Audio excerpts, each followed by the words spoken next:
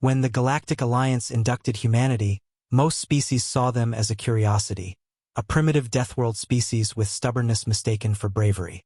But the Zarn? They saw opportunity.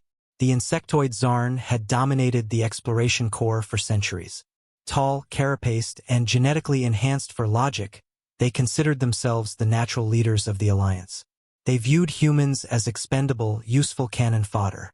So when the jungle moon Vel TAC 4 needed scouting, the Zarn had the perfect solution.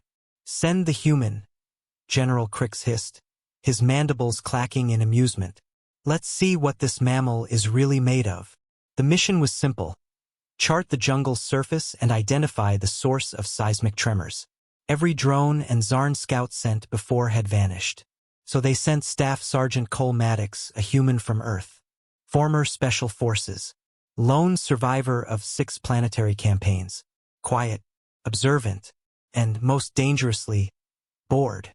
He didn't protest the mission. He just packed his gear, tightened the straps on his boots, and grinned. Be back by dinner, he said. 3 hours later, the command center lost contact. The Zarn officers exchanged smug looks.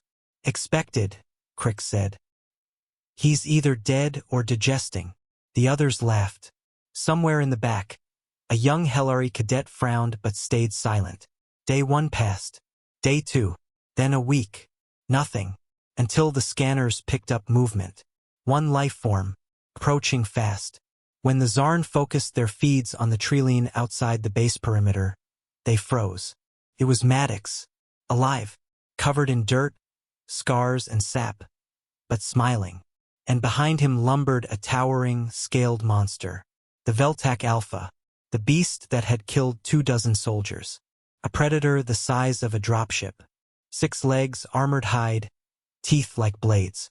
Now walking behind a human, calm, obedient, leashed.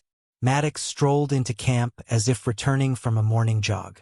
Told you I'd be back, he said, casually tossing a sensor beacon to a stunned technician. Oh, and seismic activity? Turns out it was this big guy's mating call. Annoying, but harmless once you scratch behind the jaw plate. The Veltac Alpha let out a low, guttural purr. Everyone took a step back. Everyone except General Crix, who stormed forward in disbelief. You tamed it? He hissed. Impossible. That creature is genetically hostile. It doesn't bond. Maddox raised an eyebrow. Says you. Maybe you just didn't ask nicely. He patted the Alpha's flank, and it dropped to the ground like an oversized house cat, tongue lolling. In the days that followed, Maddox's legend spread like wildfire. The Veltac Alpha followed him everywhere, occasionally terrifying diplomats but never attacking. The Alliance was forced to reconsider their classification of the beast from hostile apex predator to domesticated companion species. Conditional. The Zarn weren't pleased, especially Crix, who avoided the creature at all costs. In one meeting, a Zarn delegate asked Maddox how he managed the impossible.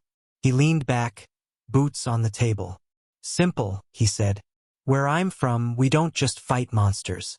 We understand them, earn their respect.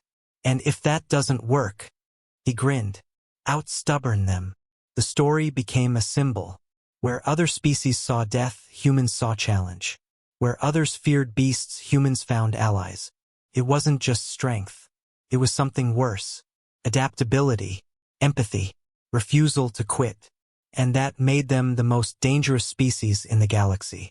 Back on Vel TAC 4, Sergeant Maddox camped beside his scaly companion, tossing it chunks of protein bars as it snored loudly beside the fire. In a private message to Earth Command, he wrote, Mission success.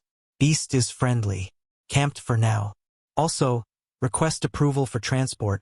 He doesn't like staying behind. A moment later, a reply pinged back. Denied. Cannot authorize transport of Class 9 planetary predator.